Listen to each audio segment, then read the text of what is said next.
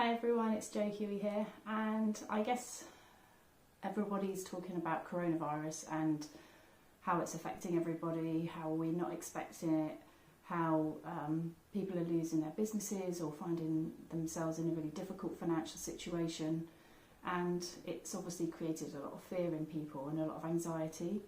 And I think in this world we live in, because there's already quite a lot of mental health issues, these are the times which can be extra challenging.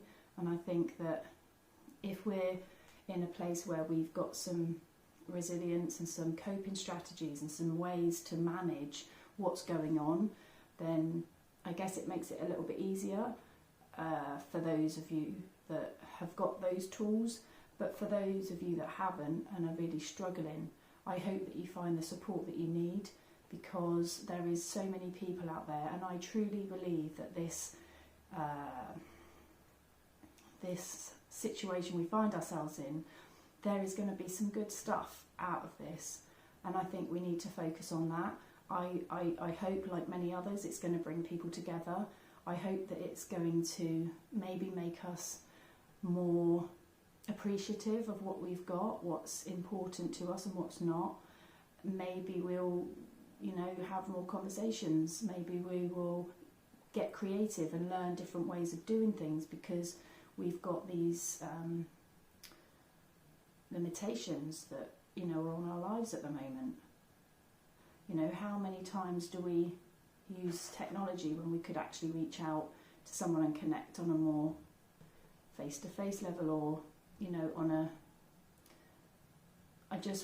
what I'm trying to say is, I think that time as well, that connection, that we live in a very busy world and we're getting on with our lives, and often we don't have that time and space, and I think this situation's giving us that time and space.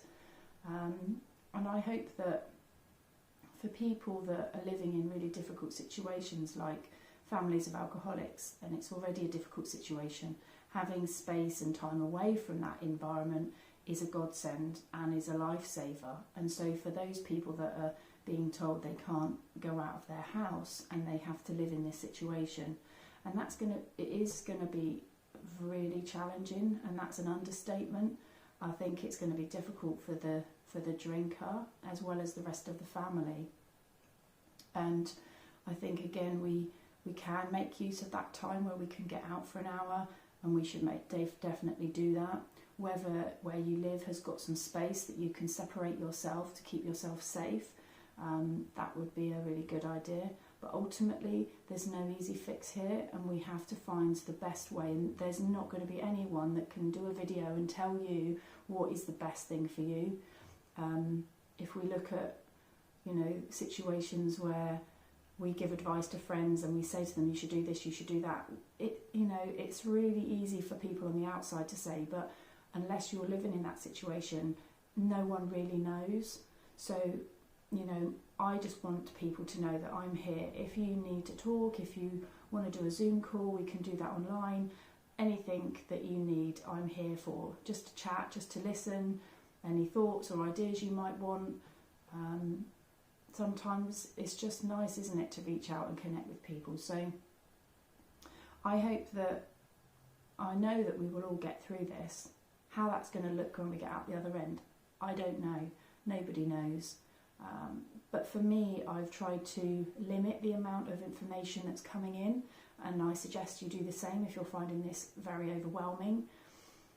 Some people quite like it and they like to be kept up to date with everything, and that's fine. But for me, I don't want to receive stuff, and I certainly don't want to receive stuff that's not from legitimate sources. So if you do want to know what's going on, then I suggest looking at the NHS website and the government website, and that's pretty much it. I would ignore everything else, because it's kind of like Chinese whispers, and I think then the messages kind of just get changed, and the more of that you listen to, the more fear it can put in you, and you know yourself the best. If you can cope with all of that, that's fine, but if you're someone that's hypersensitive and very anxious and going to feel overwhelmed, you have the control. You decide what you listen to and what you don't listen to, and who you speak to and who you don't speak to.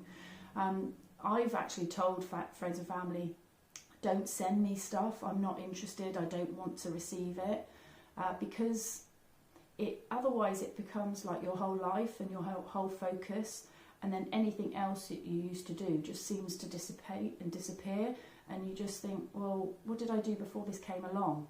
And I think that when we've got so much information coming in from so many different places, it's hard to know what's true and what's not. And then what happens is we start living our life based on things that aren't actually factual. And that would be true for lots of things in our life. You know, we believe the things our parents taught us, our teachers said to us, we believe those things, and then we live our life by it. Let's not make this another one of those situations. Let's recognise what's the fact, what we have to go by, which is what the government say, and ignore the rest of the stuff.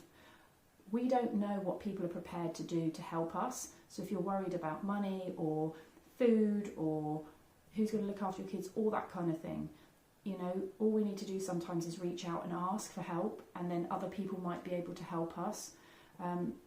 We can't make assumptions about what other people say is going on or going to happen, and it's just fear-mongering. So my suggestion is to, as much as you can, just listen to really good resources, and ignore everything else.